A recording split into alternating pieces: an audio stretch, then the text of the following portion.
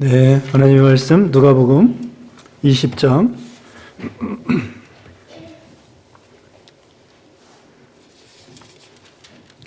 누가복음 20장 9절부터 보겠습니다. 9절부터 130쪽 신약성경 130쪽 누가복음 20장 9절 말씀 9절로 26절까지 보겠습니다. 그가 또 이 비유로 백성에게 말씀하시기 시작하시니라. 한 사람이 포도원을 만들어 농부들에게 세로 주고 타국에 가서 오래 있다가 때가 이름에 포도원 소출 얼마를 바치게 하려고 한 종을 농부들에게 보내니 농부들이 종을 몹시 때리고 거저 보내었거늘 다시 다른 종을 보내니 그도 몹시 때리고 능욕하고 거저 보내었거늘 다시 세 번째 종을 보내니 이 종도 상하게 하고 내쫓은지라. 포도원 주인이 이르되 어찌할까 내 사랑하는 아들을 보내리니 그들이 호호 그는 존대하리라 하였더니 농부들이 그를 보고 서로 의논하여 이르되 이는 상속자니 죽이고 그 유산을 우리의 것으로 만들자 하고 포도원 밖에 내쫓아 죽였느니라. 그런즉 포도원 주인이 이 사람들을 어떻게 하겠느냐. 와서 그 농부들을 진멸하고 포도원을 다른 사람들에게 주리라 하시니 사람들이 듣고 이르되 그렇게 되지 말아지이다 하거늘 그들을 보시며 이르시되 그러면 기록된 바 건축자들의 버린 돌이 모퉁이의 머릿돌이 되었느니라 함이 어찌미냐. 무릇 이 돌 위에 떨어지는 자는 깨어지겠고 이 돌이 사람 위에 떨어지면 그를 가루로 만들어 흩으리라 하시니라. 서기관들과 대제사장들이 예수의 이 비유는 자기들을 가리켜 말씀하신 줄 알고 즉시 잡고자 하되 백성을 두려워하더라. 이에 그들이 엿보다가 예수를 총독의 다스림과 권세 아래에 넘기려 하여 정탐들을 보내어 그들로 스스로 의인인 채 하며 예수의 말씀을 책잡게 하니 그들이 물어 이르되 선생님이여 우리가 아노니 당신은 바로 말씀하시고 가르치시며 사람을 예모로 취하지 아니하시고 오직 진리로서 하나님의 도를 가르치시나이다. 우리가 가이사에게 세를 바치는 것이 옳으니까 옳지 않으니까. 예수께서 그 간계를 하시고 이르시되 데나리온 하나를 내게 보이라. 누구의 형상과 글이 여기 있느냐. 대답하되 가이사 것이니이다. 이르시되 그런즉 가이사의 것은 가이사에게 하나님의 것은 하나님께 바치라 하시니 그들이 백성 앞에서 그의 말을 능히 책잡지 못하고 그의 대답을 놀랍게 여겨 침묵하니라. 아멘. 오늘 본문은 누가복음 20장 9절로 26절까지 제목은 예수님의 질문과 사람들의 질문과 예수님의 답변. 사람들의 질문과 예수님의 답변. 문답 이렇게 나와 있습니다. 첫째로는 농부 비유 9절로 18절이고요. 두 번째 납세에 관한 질문 19절로 26절입니다. 여기 앞에서는요, 그 세례 요한의 구원에 대해서 이렇게 예수님이 대제사장들, 서기관들 이들에게 물어보았습니다. 그 당시에 대제사장들 우리가 배웠습니다마는 대제사장들, 서기관들, 바리새인들 예수님을 비판하고 또 이렇게 오늘 본문 뒤에도 이제 본문도 나옵니다마는 그렇게 예수님 십자가 죽으실 때에 그들이 앞장서서 예수님을 죽도록 그렇게 했던 것이죠. 여기도 또 이렇게 이들에게 예수님이 물어보십니다. 세례 요한의 구원이가 예수님의 구원에 대해서 이 사람들이 물어보는 거예요. 누가 당신에게 이런 권세를 주었느냐? 자기네들 그 최고 종교 회의가 사내들인 공의회입니다. 사내들인 공의회. 70명 이렇게 모여서 그들이 종교 회의를 하는 거예요. 그래서 예수님을 십자가에 못 박도록 한 것도 그 사내들인 공의회예요. 그러니까 자기들이 최고 종교 그 회의에서 권위를 주지 않았는데 예수님 보고 너는 누구 권세로 이렇게 여러 가지 일을 행하느냐. 그래서 거기 앞에서는 예수님께서 그 성전에 그 비둘기 파는 사람들, 장사하는 사람들을 내쫓았다고 19장 45절에 그랬죠. 19장 45절에 예수님께서 성전에 들어가서 막 정결케 하고 상을 뒤집어 엎고 그랬습니다. 그러니까 예수님께서 대답을 하지 아니하시고 이렇게 역으로 질문을 했습니다. 그러면은 한번 물어보겠다. 세례 요한의 세례가 하늘로부터냐 사람으로부터냐? 4절에 그렇게 예수님이 역으로 질문을 했죠. 그랬더니 이 사람들이 생각을 해봅니다.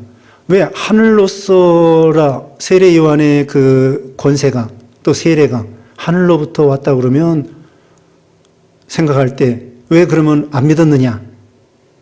그렇게 반문할 것이고 세례 요한의 그 세례가 땅으로부터 왔다 그러면은 사람들이 돌로 치려고 할 거라는 것입니다. 그러니까 이렇게 대답하자니 자기네들 걸리고 저렇게 대답하자니 또 걸리고 그렇게 이 사람들이 뭐라고 얘기했냐면요. 알지 못하노라 거짓말을 했습니다. 7절에. 양심적으로 대답을 한 거 아니에요. 알고는 있어요. 하늘로부터 왔다는 걸 알면서도 모르겠다고 거짓말로 정치적인 답변, 양심을 쓰지 않은 그런 답변을 했죠. 그러니까 예수님께서 여기 8절에 예수께서 이르시되 나도 무슨 구원이로 이런 일을 하는지 너에게 이르지 아니하리라. 예수님은 모르겠다고 하지 않았어요. 뭐라고 대답했어요? 내가 너희에게 이르지 아니하겠다. 말하지 않겠다. 이렇게 거짓말하고 양심 안 쓰는 사람에게는 대답해 줄 필요가 없기 때문에 예수님께서 내가 알고 있지만 너희에게 말하지 않겠다. 이러고 끝났습니다. 이제 오늘 본문 이제 9절 말씀에는 포도원 비유입니다. 포도원이 있는데 어떤 그 주인이 있습니다. 그리고 농부가 있습니다. 그리고 포도원에 그 종들이 있고 농부들이 있습니다. 다시 말하면은 이 포도원은 교회를 상징합니다. 포도원은 교회를 상징하고요. 주인 되시는 분은 하나님 아버지십니다. 주인은 하나님이시고, 그 다음에 농부, 그 일하는 농부는 여기 그 바리새인들, 이런 사람들을 가리키는 거예요. 백성들을 가리킵니다. 그리고 종들을 보냅니다. 그 땅의 소출을 이제 얻으려고 종들을 보냈는데, 종들은 선지자들을 가리켜요. 선지자들을 가리킵니다. 그러니까 다시 말하면 포도원은 교회를 상징하고, 주인은 하나님 아버지를 상징하고, 농부들은 백성들, 또 여기 대제사장들, 이런 사람들을 가리키고, 그 다음에 종들을 보내는데, 종들은 하나님의 선지자들입니다. 그래서 이제 포도원 소출을 받기 위해서 농부들에게 하나님의 종들을 보내요. 선지자들을 보내요. 그런데 이 포도원 그 농부들이 어떻게 하느냐. 11절 말씀에 10절 끝에는 농부들이 종을 몹시 때리고 거저 보내었거늘. 농부들이 하나님의 선지자들을 때리고 거저 보내요. 11절에 다시 다른 종을 보내니 그도 몹시 때리고 능욕하고 거저 보내었거늘. 다른 종을 보내도 또 때리고 능욕하고 그 소출을 보내지도 않고. 12절에 다시 세 번째 종을 보내니 이 종도 상하게 하고 내쫓은지라. 자, 종을 몇 명 보냈어요? 3명 보냈습니다. 이것은 여러 번 보냈다는 거예요. 꼭 3번이 아니라 여러 번. 그러니까 예를 들면은 이사야 선지자 보내, 예레미야 선지자 보내, 에스겔 선지자 보내, 그리고 또 저기 12소선지서 있죠. 호세아, 요엘, 아모스, 오바댜, 요나, 미가, 나움, 하박국, 스바냐, 학개, 스가랴, 말라기, 이런 12명의 그 소선지자 이렇게 여러 번 보낸 거예요. 그 외에도 엘리야 보내, 엘리사 보내, 사무엘 선지자 보내, 선지자가 얼마나 많아요. 그런 선지자들을 계속 보냈다. 그러면서 깨우치고 회개하라고 그러고 하나님의 뜻대로 바로 하라고 그러고 여러 그 귀한 선지자들이.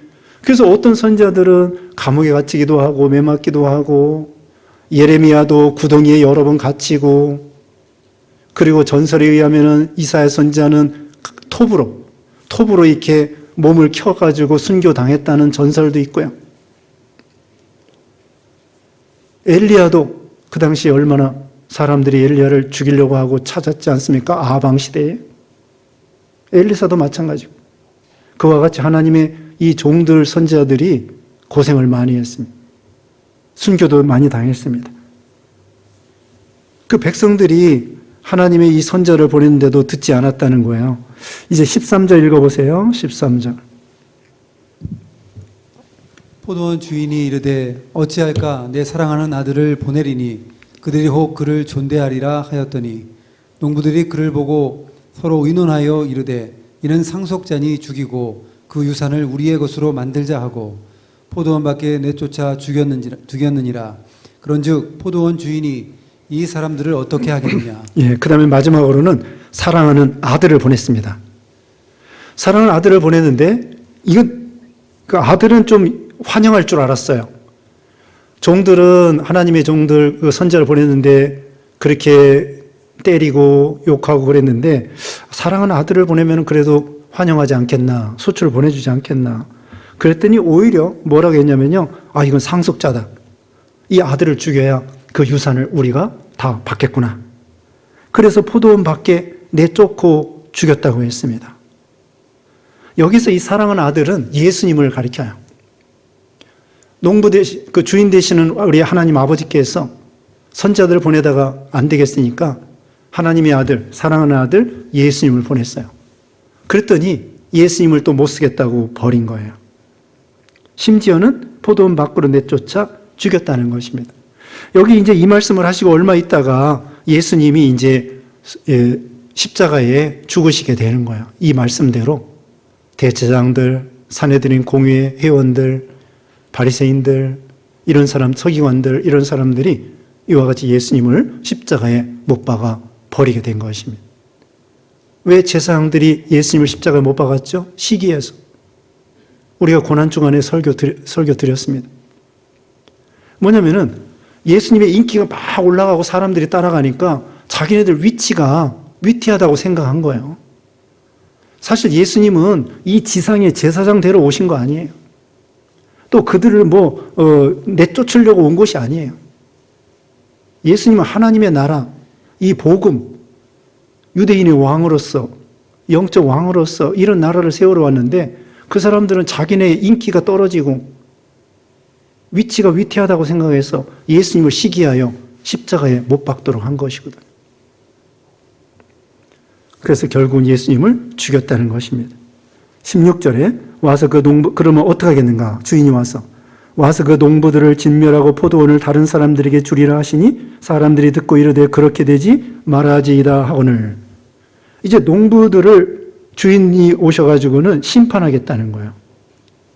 이 말씀대로 예수님을 십자가에 못 박은 죄값으로 또 선지자들을 배척한 죄값으로 그들이 약 40년 후에 이 백성들이, 대제사장들이 완전히 망해가지고 그래서 수없는 사람들이 십자가에 못 박혀 죽임당하고 또 성전은 불태임을 당해서 예수님이 예언한 것처럼 돌 위에 도나라도 남지 아니하고 다 무너지고 또 수많은 사람들이 포로 잡혀가고 로마 나라에 포로 잡혀가서 비참하게 나라가 없어지고 비참하게 되었습니다.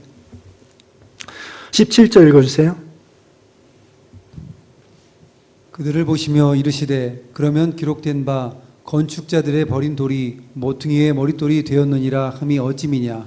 무릇 이 돌 위에 떨어지는 자는 깨어지겠고 이 돌이 사람 위에 떨어지면 그를 가루로 만들어 흩으리라 하시니라. 네, 이 말씀대로 이루어졌다는 것입니다. 시편 118편 22절에 있는 말씀인데요. 건축자들의 버린 돌이 모퉁이의 머릿돌이 되었느니라. 건축자들은 바리새인들, 대제사장들, 종교가들입니다. 그들이 예수님을 못 쓰겠다고 버렸습니다. 예수님은 산돌이셔요. 다니엘 2장에 보면은 뜨인 돌이 나타나서 그 우상을 깨부십니다. 예수님이 살아있는 돌, 뜨인 돌, 생명의 돌이에요. 그래가지고 예수님이 모퉁이의 머릿돌이 된 거야. 기초돌. 구원의, 교회의 기초가 되신 거야. 예수님을 믿음으로 구원받게 되는 거죠.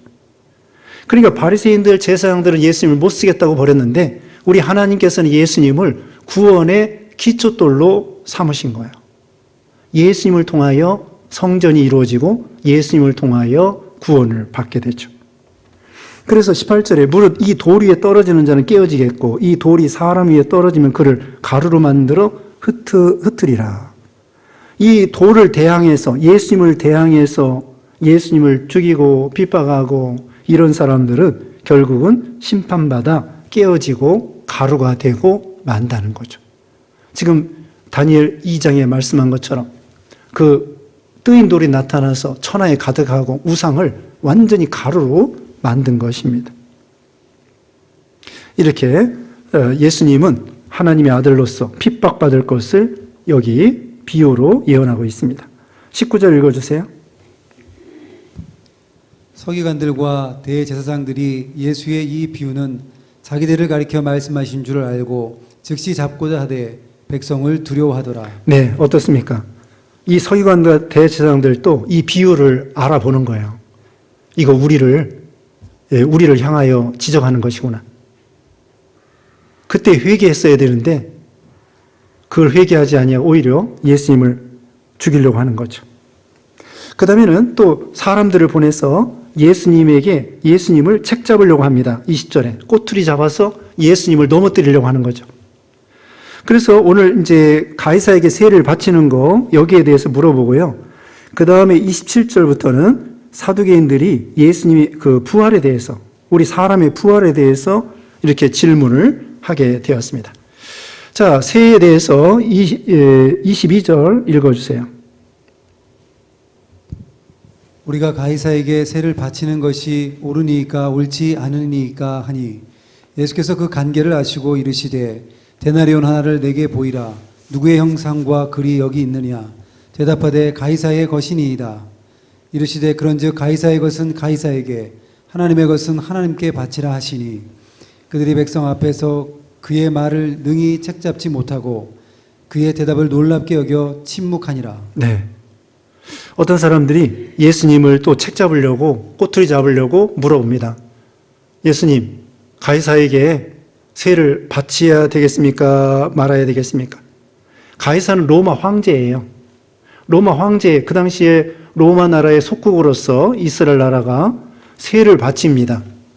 세리들이 세를 거두어서 우리가 삭개오가 세리장이었었잖아요. 마태도 세리였습니다. 그래서 세를 거두어서 로마 황제에게, 로마 총독을 통해서 로마 황제에게 바치는 거예요. 왜냐하면 이스라엘 나라가 로마 나라의 식민지였기 때문에. 그래서 이렇게 이제 바치는데 거기에 대해서 예수님에게 이제 예수님을 꼬투리 잡으려고 하는 거죠. 세를 바치라고 그러면은 이스라엘 나라에 대해서 그건 뭐 좋은 왕이 아니라고, 좋은 사람이 아니라고. 로마 황제에게 아부하고 또 바치고 그러면은 이스라엘 나라 사람들을 도와주는 사람이 아니다. 그러니까 당신은 자격이 없다. 이렇게 얘기하려고 하고. 만약에 세를 바치지 말라 그러면은 로마 황제에 대해서 거역하는 것이 되는 거고, 반역하는 것이 되는 거예요. 그러니까 이래도 걸리고 저래도 걸리게 만드는 것이죠. 근데 예수님은 지혜가 있으십니다. 뭐라고 하냐면은 그 돈을 하나 가져오너라. 데나리온 하나를 가져오너라 그랬습니다. 데나리온은 그 당시에 장정 하루 품삯입니다. 데나리온 하나를 가져왔는데 거기에 로마 황제의 그 그림, 인물 그 그림이 그려져 있는 거야. 우리나라도 세종대왕이나 또 이런 그림이 거기에 박혀 있지 않습니까? 그것처럼 로마 황제의 얼굴이 그 동전에 새겨져 있는 거예요. 그래서 예수님이 물어봅니다. 자, 여기 이 형상과 글이 여기 있다. 그러면서 예수님이 여기 23절부터 봅니다. 예수께서 그 간계를 하시고 이르시되 데나리온 하나를 내게 보이라. 누구의 형상과 글이 여기 있느냐. 그러니까 대답하되 가이사의 것입니다. 예수님이 이렇게 물어본 거예요. 이 동전에 그려져 있는 이 그림이 누구 거냐? 이 글씨가 누구 것이냐? 가이사의 것입니다. 가이사의 그 얼굴이 그려져 있거든요. 그러니까 예수님께서 말했습니다. 이르시되 그런즉 가이사의 것은 가이사에게 하나님의 것은 하나님께 바치라. 그러니까 그 사람들이 26절 그들이 백성 앞에서 그의 말을 능히 책잡지 못하고 그의 대답을 놀랍게 여겨 침묵하니라. 유구무원이죠. 그럼 가이사의 것은 가이사에게, 하나님의 것은 하나님께 바치라는 건 무엇이냐? 가이사 로마 황제에게 해야 될 것은 하고, 그 다음에 하나님께 해야 될 것은 하나님께 하라는 것입니다. 고르반 사상이 있습니다. 부모에게 해야 될 것도 하지 아니하고 하나님께만 하면 된다. 그게 고르반 사상이에요. 고르반 사상은 잘못된 거죠. 하나님께 드릴 건 하나님께 드리고, 또 부모에게 해야 될 건 부모에게 해야 되고, 그게 하나님의 뜻이죠. 여기도 국가에 대해서 바로 할 것은 바로 하고, 또 하나님께 대해서 신앙적으로 바로 해야 될 것은 바로 하고, 또 천륜에 대해서 하나님께 대해 바로 하고, 인륜에 대해서 이웃 사람에게 바로 할 것은 바로 하고, 1계명부터 4계명까지는 하나님 사랑하라, 하나님께 바로 하라. 5계명부터 10번째까지는 이웃 사람에게 바로 하라. 그래서 하나님과 사람, 천륜과 인륜, 이것을 다 바로 하라는 것입니다. 1계명부터 4계명까지만 지키고 5계명부터 10계명까지는 별거 없다. 사람에 대한 것이니까 안 해도 된다. 그게 아니에요. 눈에 보이는 형제를 사랑하지 못하는 자가 눈에 보이지 않는 하나님을 어떻게 사랑하겠는가? 그런 말씀도 있습니다. 그래서 우리가 국가에 대해서 바로 하라는 거예요. 국가에 대해서 의무가 있습니다. 국방의 의무, 납세의 의무, 세금 잘 바치라는 거예요. 로마서 13장에도 국가의 권세 하나님이 주신 거라고 하면서 세금 잘 바치라고 했습니다. 교육의 의무, 노동의 의무, 이런 의무를 감당하는 거예요. 다 군대 가기 싫죠. 군대 가기 싫고 세금 내기 싫어요. 그러나 세금을 내고 군대 가야만이 나라를 지킬 수 있고, 세금을 바쳐야만이 그거 가지고 복지도 하고 무기도 사고 나라도 지키고 또 학생들도 가르치고 또 공무원들 월급도 주고 세금이 필요해요. 우리가 탈세는 잘못된 거고 절세는 괜찮은 것입니다. 여러분 집에 대해서도 여러 가지 세금이 있지 않습니까? 그러니까 세금은 절세를 하세요. 그리고 탈세는 하지 마시고, 그래서 세금을 잘 내는 것입니다. 그래야 나라가 든든하게 되는 거예요. 또 뭐 이것은 꼭 그건 아니지만 지난번에 코로나 걸렸다고 해서 돈 받아가라 그러더라고요. 그래서 아이 귀찮아서 안 받았어요. 뭐 돈이 많아서 받는 것이 아니라 한편으로는 세금도 내는데 처음에는 받았어요. 처음에 줄 때 그때 50만 원인가 60만 원인가 그때 처음에 다 줬죠. 그건 받아서 잘 썼는데 두 번째, 세 번째 그건 받지 않고, 뭐 받는 게 나쁘다는 것은 아닙니다. 그냥 제가 귀찮아서 그런 것도 있고, 또 여러분 교통 이렇게 운전하다가 딱지 띄는 경우가 있어요. 벌금. 그럼 속상해요. 운전하다가 뭘 어겨가지고 신호등을 어겨서 딱지가 날라온다고. 그럼 속상하다고. 근데 속상할 거 없어요. 아, 이거 세금 내는 거다. 이거 얼마나 좋겠는가. 이거 세금 가지고 또 어려운 사람 도와주고 나라를 위해서 또 한몫 쓰임 받는 것이다. 그러면서 좋게 생각하세요. 그래서 이와 같이 세금 잘 내야 되고, 그 다음에는 그런 의무가 있습니다. 국방의 의무. 그래서 국가에 대해서 바로 하는 거예요. 근데 국가에 대해서 폭력으로 국가를 전복시키려고 하면 안 됩니다. 국가에 대해서 우리는 투표하고, 대통령이 마음에 안 들으면은 투표를 해서 의사 표시를 하는 거예요. 물론 비폭력으로 데모할 수도 있을 것 같아요. 근데 폭력을 써서 데모하는 건 옳지 않습니다. 폭력을 쓰지 말고 순수하게 그냥 선한 마음으로 자기 의사를 이렇게 표시하는 거예요. 또 항의할 수도 있고. 예를 들면은 요새 차별금지법을 우리 기독교 단체에서는 반대합니다. 그래가지고 그걸 반대하면서 그것을 이제 세를 어디도 메시지도 보내라고 그러고 그런 단체가 있어요. 국회의원들한테 일일이 메시지 보내서 차별금지법 찬성하지 마십시오. 우리는 차별금지법 옳지 않습니다. 그런 걸 메시지로 이렇게 항의하고 이렇게 의견을 전달할 수는 있습니다. 근데 폭력을 쓰거나 그런 식으로 해서 나라를 전복시키거나 그건 우리가 해야 될 일이 아니에요. 안 믿는 세계에서는 뭐 자기네들이 쿠데타를 일으키든지 그건 옳지 않지만 그건 우리는 어떻게 할 수 없는 거야. 우리가 해야 될 일은 신자로서 가이사의 것은 가이사에게.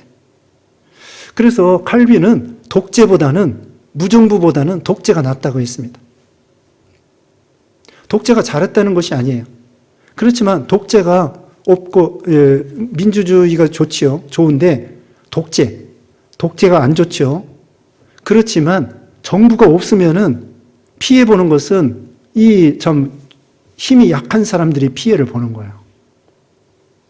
그러니까 막 사람들이 도적질하고 약탈해도 뭐 호소할 수가 없는 거예요. 국가가 튼튼하게 서 있어야 내가 어떤 피해를 입었을 때 정부한테 호소해서 그 억울한 것을 이렇게 호소할 수 있잖아요. 근데 정부가 없으면은 힘센 사람이 다 그냥 뺏어가는 거예요. 그게 정부가 필요해요. 그게 독재도요, 국민들을 잘 먹이고 싶어 하는 본능이 있어요. 첫째로는 자기 권력을 위해서 호의호식하지만 한편으로는 자기 인기를 위해서 욕먹는 거 싫거든요. 아무리 독재가들도. 그래서 백성들에게 인기가 올라가는 거 누구나 다 좋아해요. 독재가들도. 자기가 독재를 쓰면서도. 그래서 백성들에게 어느 정도는 잘 먹고 잘 살게 해주려고 하는 그런 마음이 있다고요. 독재가들도. 다니엘 보세요. 다니엘이 느부갓네살 왕을 잘 받들었습니다. 총리로서. 근데 느부갓네살 왕은 철천지 원수예요.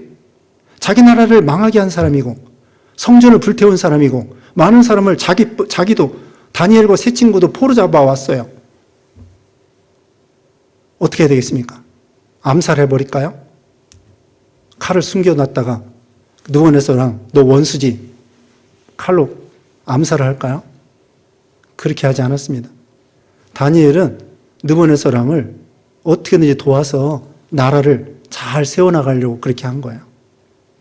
그리고 자기가 포로 잡혀오고 나라가 망한 것은 하나님께서 이스라엘 백성을 향하여 징계하시는 거예요. 예레미야가 늘 느부갓네살 왕에게 항복하라고 외쳤거든요. 항복하여 산다. 그래서 그 이 유다가 망한 것은 유다가 범죄했기 때문이 그렇거든요. 그래서 어쨌든 이 다니엘은 느부갓네살 왕을 잘 받들어서 나라가 안정되도록 그렇게 돕는 일을 했죠. 그래서 우리가 국가에 대해서 해야 될 일은 바로 하고 그 다음에 하나님께 대해서 바로 하라는 거죠. 물론 국가가 교회를 너무 탄압하고 신앙을 말살하려고 하고 그런 거 옳지 않습니다. 예전에 일제시대 때, 일제강점기 시대에 신사참배 강요한다든지 국가가 창씨개명에다가 동방요배에다가 신사참배에다가 특별히 신사참배 국가가 강요하는 거예요. 국가가 교회에 종을 뺏어간다. 그걸 할 수 없는 거예요. 그렇지만 국가가 교회의 성도들에게 신사참배를 강요할 때에는 거절할 수밖에 없죠. 그게 하나님의 것은 하나님께 바로 하는 거예요. 다니엘도 세 친구도 느부갓네살 왕이 절하라. 그때는 다니엘이 그 장소에 없었습니다. 사드락 메삭 아벳느고는 절하지 않았습니다. 도지사로서 왕을 잘 받들어 주었지만 막상 우상에게 절하라고 할 때에는 사드락 메삭 아벳느고가 절하지 않았습니다. 그게 하나님께 대해서 바로 하는 거죠. 그러니까 우리는 가이사의 것은 가이사에게, 하나님의 것은 하나님께 바치다.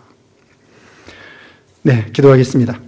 거룩하신 하나님 감사합니다. 우리를 구원하시고 복 주시고 은혜 주시고 또 자연은총으로 국가도 주시고 회사도 주시고 직장도 주시고 병원도 주시고 학교도 주시고 이 모든 걸 통하여 참 하나님께 바로하고 또 사람에게 바로하고 국가에 대해서 바로하고 분별력을 가지고 하나님의 뜻대로 행할 수 있는 그런 믿음을 도하여 주시옵소서.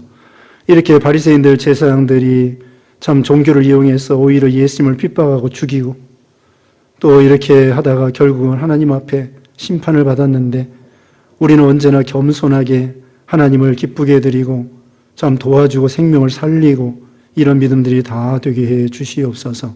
한 주간 동안에도 세상에 나가 살면서 하나님과 동행하고 또 빛의 소금의 역할을 잘 감당하는 귀한 신앙들 되게 해주시옵기를 원하옵고 또 코로나에서 지켜주시고 병중에 있는 성도들 치료해 주시고 여러 가지 환난과 시험에 있는 성도들 모든 시험을 감당할 시험만 주신다고 했사오니 하나님께 기도하여 하나님의 지혜와 능력으로 다 이길 수 있는 귀한 신앙 되게 해주시옵기를 원하옵고 예수님의 이름으로 기도드리옵나이다.